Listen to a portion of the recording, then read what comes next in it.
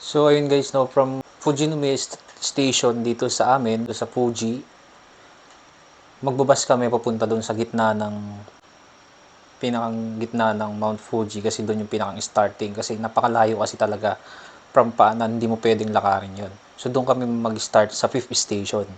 So 5th station, then ang kasunod nun is 6, 7 yung new and old 7.5 station, then 8, 9, 9.5, and Pinang Summit. So merong 8 station lahat, no, yung trails na yon. So yung ang Mount Fuji ay binubuo siya ng apat na trails. Fujinomiya, Gotemba, Yoshida. Yoshida is yung isa sa pinakasikat na trail. And meron pang isa na hindi ako masyadong familiar, no. So ang tinahak ko is Fujinomiya kasi which is pinakamalapit lang naman sa amin. Yun yung pinakamaikling trail pero pinakamatarik, matarik, mabato. So konti lang ang umaakyat, which is good naman kasi hindi masyadong crowded, no, hindi tayo masyadong natagalan sa pag-akyat, unlike doon sa ibang trail na yon kasi syempre yun yung talagang dinadayo, so very crowded. So hindi naman ako masyadong sa ganun, ayaw ko masyadong crowded, mainipin din ako, no. So ayun guys, no, ito yon binubuo, bawat station meron kaming stamp. Yan, ang kulang lang dito is yung pinakang summit kasi dumating kami, close na yung hotel doon. At so hindi na kami nagpaabot ng umaga doon kasi talagang mahirap kasi wala kaming reservation.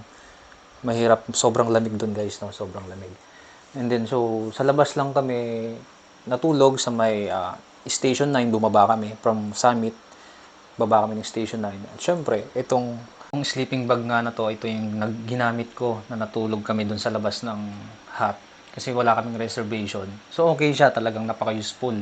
At kahit medyo malamig yung bundok sa taas, no. Ito talagang masasabi ko na the best gamitin, sleeping bag. So ah, para ka na rin nasa loob ng at talagang komportable siyang gamitin, no, guys. So yun guys, no, sinishare ko lang itong isa sa achievement ko dito sa Japan. So marahil nagtataka kayo kung bakit may mga ganito akong post, mga ganitong vlog. So it's a part of my, ang pangit naman kasi na puro tayo trabaho, no? Puro tayo trabaho, malayo na nga tayo sa pamilya, masyado pa tayong seryoso sa buhay. So kailangan din nating mag-relax, kailangan din natin yung mga ganitong bagay-bagay. So hayaan mo yung mga taong mga negatibong mag-isip dahil wala rin naman silang maitutulong sa iyo, guys, no. So para sa yung sariling kasayahan, syempre suportahan natin yung mga ganitong simpleng lang din naman. So bihira lang naman yung mga ganitong pagkakataon, no. So wag puro trabaho kasi nakaka-stress sa trabaho, guys. So kailangan din nating mag-relax paminsan-minsan. So at the same time, syempre sinasabayan din naman natin ng sipag yan.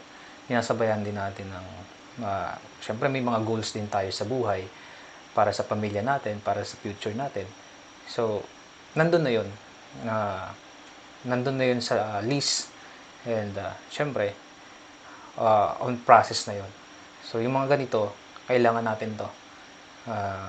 Syempre ito yung nakahiligan, eh. So minsan lang naman mangyari sa buhay mga ganitong gala, mga ganitong event. So nandito ka na. So dream come true, guys, no? Dream come true na nakarating tayo dito sa Japan. At syempre nagpapasalamat ako sa mga taong sumuporta, sa mga taong tumulong para makarating ako dito. Hindi ko na kayo isa-isahin. And syempre hindi man sa ngayon, soon makakabawi din ako sa inyo. Maibabalik ko yung kabutihang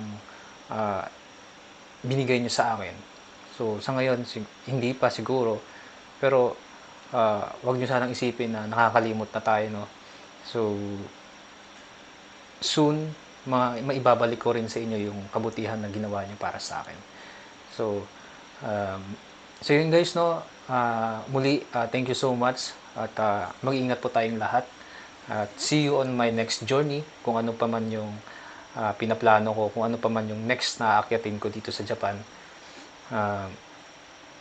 Ang tinatarget ko is makapag snow talaga. Yun talaga yung hindi ko pa na-experience dito sa Japan. So yung 4 na season, winter, sa winter yun talaga yung kailangan kong ma-experience din, no? Summer, okay na tayo sa summer. Spring, okay na rin tayo sa spring. Na-experience na rin natin yung spring dito. And yung, ano pa ba yung isa? Nakalimutan ko yung isa, guys. So, hayaan nyo na. So, yun guys, no? So, maraming salamat. Maraming salamat at naway patuloy yung suportahan ng munting vlog ko na ito.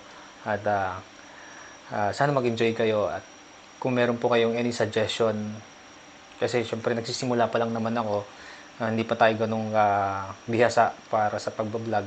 Actually, nilalaksan ko lang yung loob ko para sa mga ganitong ano. So hindi ako sanay na nagsasalita na sa maraming tao, sa harap ng tao. So pinapractice ko yung sarili ko. So ayun guys, so hanggang sa muli, maraming salamat at mag-iingat po tayong lahat. At naway patuloy ko kayong makasama sa journey ko dito sa Japan, sa pagbablog ko. At see you again. Ingat po. Bye-bye.